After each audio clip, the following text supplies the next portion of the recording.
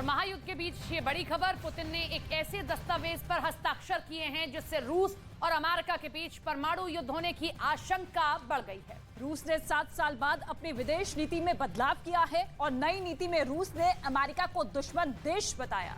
साथ ही अमेरिका को रूस के अस्तित्व पर खतरा बताया। ऐसे में आशंका जताई जा रही है कि अस्तित्व पर खतरा होने के हालात में पुतिन परमाणु बम का भी प्रयोग कर सकते हैं, क्योंकि खतरा मॉस्को तक पहुंच रहा है। जेलेंस्की के लगातार ड्रोन हमले के बाद मॉस्को में S-500 एयर डिफेंस सिस्टम की तैनाती की जा रही है।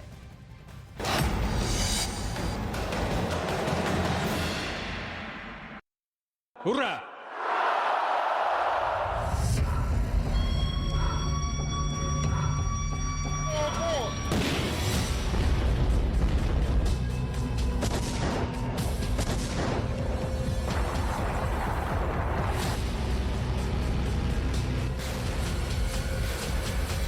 हुर्रा!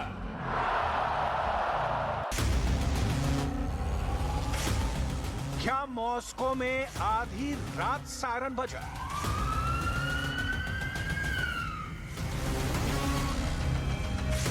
क्या पुतिन ने सेना को स्पेशल ऑर्डर दिए?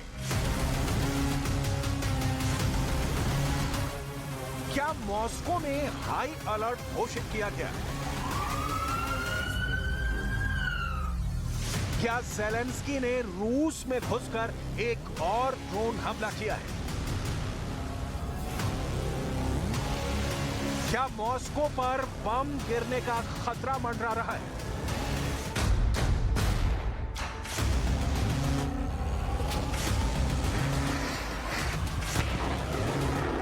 ये सवाल इसलिए क्योंकि मॉस्को की सुरक्षा के लिए पुतिन ने दुनिया के सबसे बेहतरीन एयर डिफेंस सिस्टम को मॉस्को की सुरक्षा में तैनात करने का फैसला किया है। मतलब यूक्रेन जीतकर पुतिन जिस रूस का दुनिया में डंका बजाना चाहते हैं, वो रूस अब अपनी सुरक्षा बढ़ा रहा है। रूस को डर है कि ज़ेलेंस्की के ड्रोन मॉस्को पर हमला न कर दें, इसलिए रूस सावधान हो गया है। ज़ेलेंस्की के बदले की आग रूस के माथा मॉस्को पर कहीं बम न गिरा दे, लिहाजा अब S-500 एयर डिफेंस सिस्टम को ड्यूटी पर लगाया जा रहा है। S-500 एयर डिफेंस सिस्टम की क्या खासियत है, उसे जरूर जानना चाहिए, क्योंकि तभी आप अमेरिका के NASAMS की ताकत को समझ पाएंगे। पैट्रियट एयर डिफेंस सिस्टम कितना खास है, जान पाएंगे।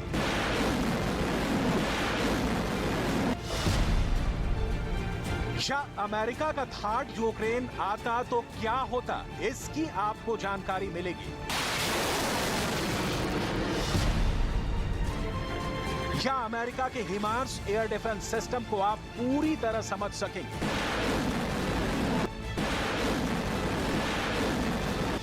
आप ये समझ पाएंगे कि short range air defence system Hawk America ने यूक्रेन को क्यों दिया, जिसे अमेरिका ने खुद रिटायर कर दिया है।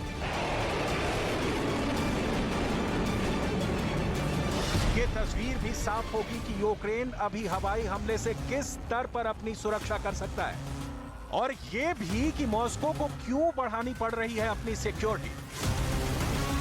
लेकिन पहले S-500 एयर डिफेंस सिस्टम।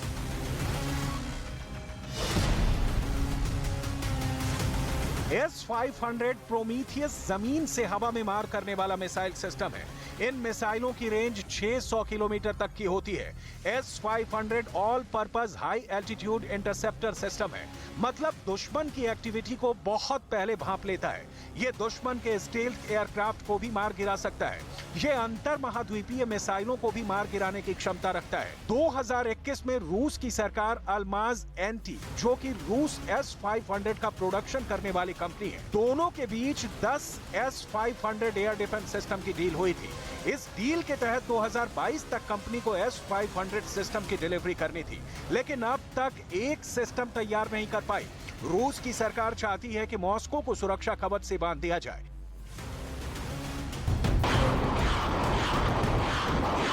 इसका कारण बताया कि получили команду на вылет и составом 2 экипажей выполнили полет на перехват беспилотного летательного аппарата, который двигался с целью нарушения государственной границы. После вылета сблизились с этим беспилотным летательным аппаратом, произвели. जनवरी में मॉस्को की इमारतों पर पनसीर एयर डिफेंस मिसाइल सिस्टम इसीलिए लगाया गया कि मॉस्को यूक्रेन के ड्रोन हमले की जद में है, लिहाजा सुरक्षा चाक चौबंद की जा रही है। ज़ेलेंस्की डायरेक्ट मॉस्को को मिसाइलों से कहीं टारगेट न बना दे। यही वो डर है कि अमेरिका या नाटो ज़ेलेंस्की को long range air defence system मुहैया नहीं करा रहे हैं। इस बीच ज़ेलेंस्की के ड्रोन किसी भी वक्त मॉस्को की सुरक्षा कमजोर पड़ते ही मॉस्को पर बरस सकते हैं। ज़ेलेंस्की इस वक्त सोवियत काल के एक ड्रोन का इस्तेमाल कर रहे हैं। Tu-141 नाम के इस ड्रोन की रेंज है 1000 किलोमीटर। लंबी दूरी के मिसाइलों के अभाव में यूक्रेन Tu-141 ड्रोन का इस्तेमाल रूस के खिलाफ कर रहा है। यूक्रेन ने इस सोवियत काल के ड्रोन को विस्फोटक वॉरहेड से लैस कर दिया है। ये ड्रोन हमले पुतिन के लिए चिंता का सबब है, क्योंकि युद्ध का नतीजा निकलने से पहले कहीं ज़ेलेंस्की मॉस्को पर बम गिराने में कामयाब हो गए तो युद्ध का पासा ही पलट सकता है। अमेरिका की ऐतिहासिक चाहत पूरी करने के लिए ज़ेलेंस्की इस तरह के हमले को अंजाम देने से नहीं चूकेंगे, लिहाजा पुतिन मॉस्को की किलाबंदी में जुटे हैं, युद्ध और अपनी सुरक्षा फॉर्मूले के तहत। सवाल है, इस वक्त कौन सा सुरक्षा तंत्र कर रहा है मॉस्को की रक्षा? रूस के रक्षा मंत्रालय ने अपने मॉस्को को बचाने के लिए कितने लेवल का सुरक्षा चक्र तैयार किया है? First air and missile defence army और उनके गार्ड की जिम्मेदारी है मॉस्को की safety. First air and missile defence army के पास S-300 और S-400 डिफेंस सिस्टम है।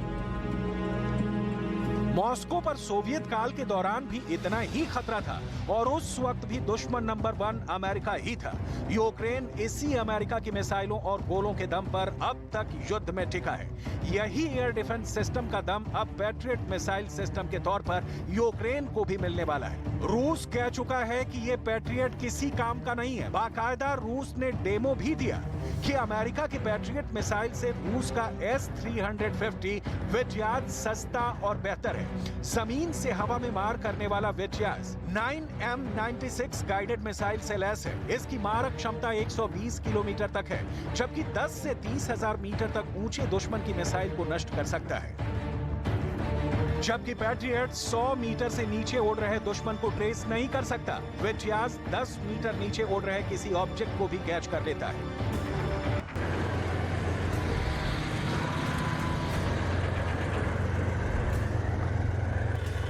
बावजूद रूस के इस दावे के, अमेरिका का पैट्रियट मिसाइल सिस्टम दुनिया के top air defence missile system में शुमार होता है। हालांकि पैट्रियट अब तक यूक्रेन नहीं पहुंचा है और ज़ेलेंस्की खुद कह रहे हैं कि उनके पास इसे ऑपरेट करने वाली इंजीनियरिंग फिलहाल नहीं है।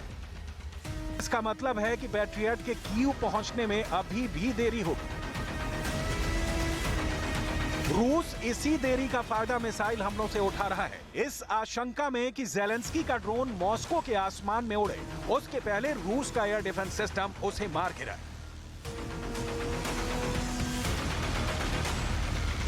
इसके लिए रूस एक एयर डिफेंस डिवीजन और ब्रिगेड तैयार कर रहा है।